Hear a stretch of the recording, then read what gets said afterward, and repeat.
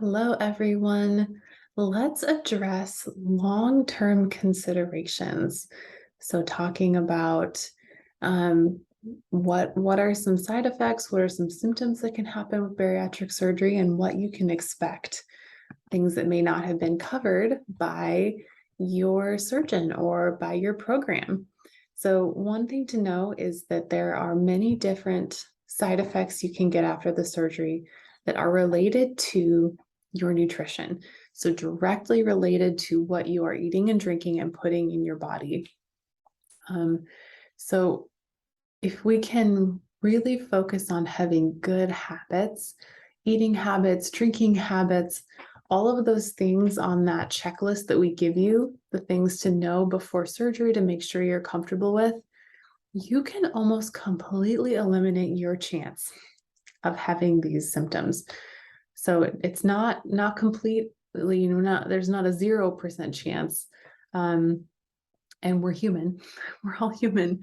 So there's going to be many times where you eat or drink something and you think, oh gosh, oh no, I didn't mean to do that. That's going to be a normal thing. But having this chronically happen, having this happen pretty frequently, you should be able to avoid it. I've actually worked with many patients who have never experienced any of these. They had surgery and they felt just fine. So again, that's not always going to be the norm, but it is knowing that what you choose to put in your body, how you choose to mindfully go about your day can have a huge impact on this. So, things that can happen are constipation, diarrhea, nausea, vomiting, dumping syndrome, and low blood sugars. Constipation can just come from the surgery. Our bodies really don't like having their organs touched. So when they get touched, they kind of freeze and they seize up. So constipation is pretty normal after surgery. Treatment for that would just be making sure you're taking a laxative, taking a stool softener. You are welcome to add in fiber supplements, Benefiber, ground bran, ground flaxseed. These are all things that can work really well. Diarrhea, that normally happens from some type of change in gut microbiome. It can be an adverse reaction to carbohydrates. It can be an adverse reaction to sugar. So when we don't introduce a lot of carbs or sugars or things ahead of time, these are pretty big reasons why. I've just kind of anecdotally noticed working with a lot of people who came from other programs, who've had surgery all over the place, came from Mexico, and they were told, well, yeah, you can eat this texture food, but anything you want, go for it. And so they're eating, cream of wheat and all this kind of stuff, and they can't figure out why they have diarrhea. You can't figure out why they're, having so many digestive issues. It's typically the carbohydrates, and that's something that is not well talked about in this community, that for a good chunk of time after you've had surgery, you're just really sensitive to them. But when you do work with patients in and out every day, you figure that out pretty fast, that that's causing problems. So on the lookout for that. Nausea and vomiting typically occur from overeating, eating too fast, eating and drinking at the same time. These are all things that can cause that. Drinking too quickly, stomach pain can occur. So just make sure you're measuring your portions, you're going really slow, you're separating your fluids from your meals. Dumping syndrome, this is a reaction to eating processed sugars and processed carbohydrates. So think white sugar, crackers, cookies, pastries, candies, anything like that that has white or brown sugar in it. Honey can even sometimes do it. Maple syrups can do it. If sugar in any form, or white flour can typically cause it as well. So again, yeah, white flour would be in like sometimes pastas. And what dumping syndrome will do is it'll give you kind of a strong food poisoning reaction where you eat it, and then very shortly, within 20 to 30 minutes, you're going to find you are shaking, sweating, vomiting, having pretty uncontrollable diarrhea. If you've ever had food poisoning, you know that like you're shaking this urgent and like need to get to the bathroom. You would know it's dumping syndrome. So this is another reason we avoid these things. Dumping syndrome is more likely, and actually nausea and vomiting as well. Nausea, vomiting, dumping are more likely with a bypass than with a sleeve gastrectomy.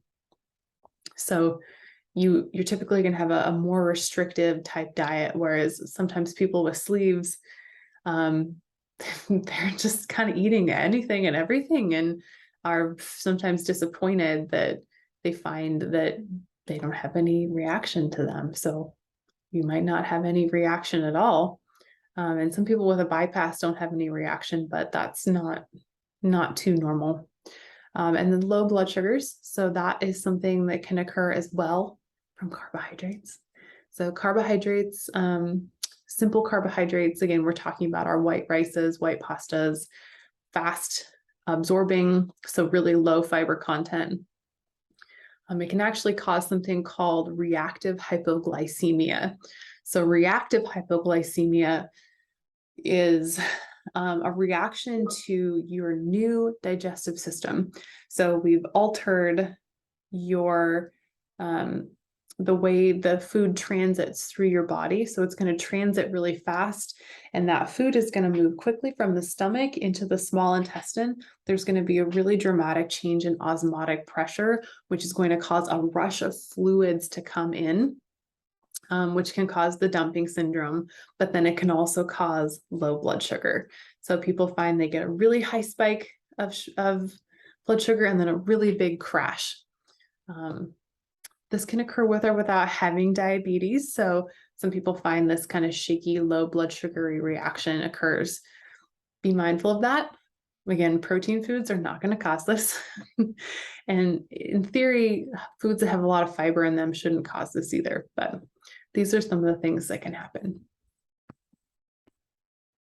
Tastes can also change after surgery, and they can keep changing.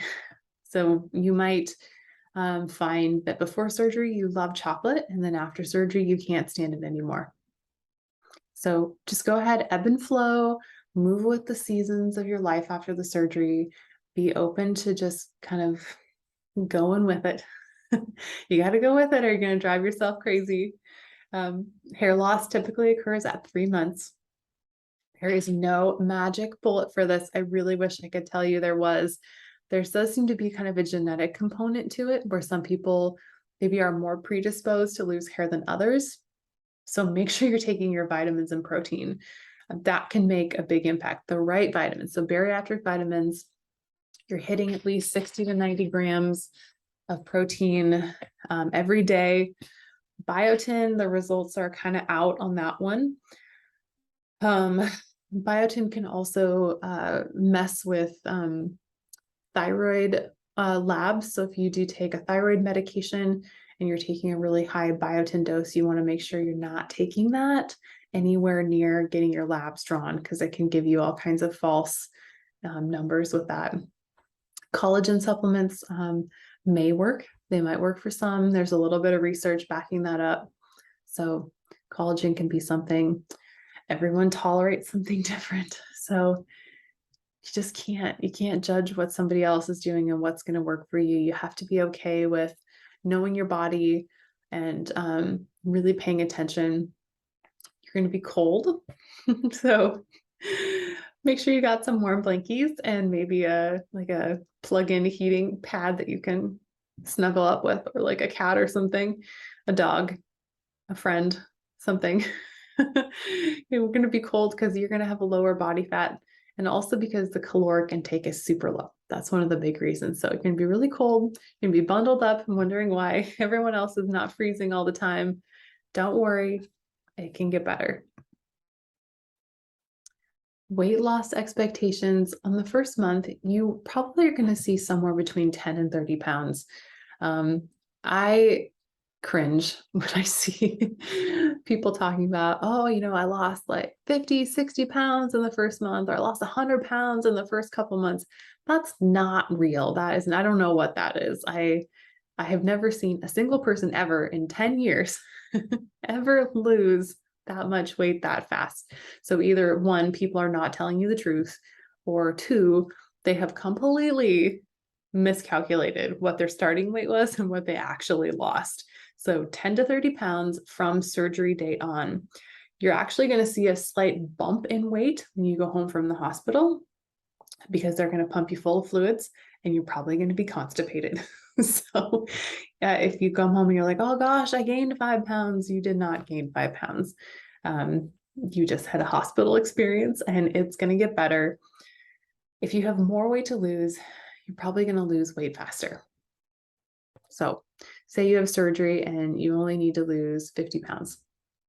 Well, you're gonna not lose weight quite as quickly as somebody who's maybe 400 or 500 pounds, and they're gonna lose weight really fast. Your age also makes a big difference. Gender, sex can make a big difference. Whether you have more male sex hormones or female sex hormones, that can really impact your weight loss as well. And then I love this one. Your weight loss is a staircase, not an escalator. If you can see that, there it is. Weight loss is a staircase, not an escalator. Your body does not like losing weight. It really hates it. So when we think about weight loss, it's not this perfect curve coming down here. It's more like a little, where you're going to have these time periods where there's a couple weeks where you might not lose a single pound. And that's just your body readjusting. So you've given it a lot to think about and it needs a little bit to process that. And once it feels safe again, weight loss is going to start again. So it's normal to be plateauing. Don't freak out. It's not an escalator. It is a staircase. And then, you can expect to lose weight up to about 18 months post-op. 12 months is kind of the average amount where if you're going to see the biggest chunk of weight loss. But after that, weight loss can be pretty modest, but it can still occur. It really depends on, again, your individual metabolism, your body, and then your commitment to your nutrition and exercise routine. So if you're not exercising, or perhaps you find, you feel like you've restricted enough and you want to relax your diet a little bit more, yeah, you're probably going to see a little bit of weight bump, or maybe not as much weight loss come. So that's okay. It's up to you. It's your body. You take care of yourself and do what you want. But if you want to keep reducing body fat long term, you must exercise regularly. I know that's not a fun one, but it can be. It can be. I think exercise is something we have always called a punishment, instead of thinking about it as just something that's part of our lives. And you really have to give it a really good go. I mentioned this in the pre-op class, but it's going to be at least 8 weeks. So that first month is just that chance to start getting your body adjusted to it. And then that next month, you're going to start seeing results, but you have to commit for a very long time. And we normally give things such a short period of time. You just got to think about it like brushing your teeth. It's just something you do. And it doesn't have to be hitting the gym. It can just be taking a walk, just be doing some light weightlifting. A third of people do regain back weight after the surgery. That's just kind of a sad fact that happens. It's hard to say exactly why this happens, but a lot of it does have to do with falling back into old ways. So it's really hard to go against the grain of how our society eats. And we really do get marketed a lot of these quick fix foods that tend to just keep fueling our cravings for things. So, those bariatric foods, all kinds of bariatric chips and cookies and things like that. Or you just kind of forget and you start drinking soda again. It's really normal. And if you find yourself that you slip back into it, don't beat yourself up over that. we're human. Just it's okay. It'll be okay.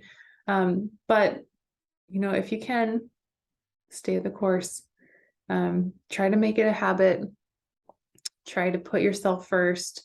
Um, it will be easier on you. It's really hard to lose the weight again once it's come back on after surgery.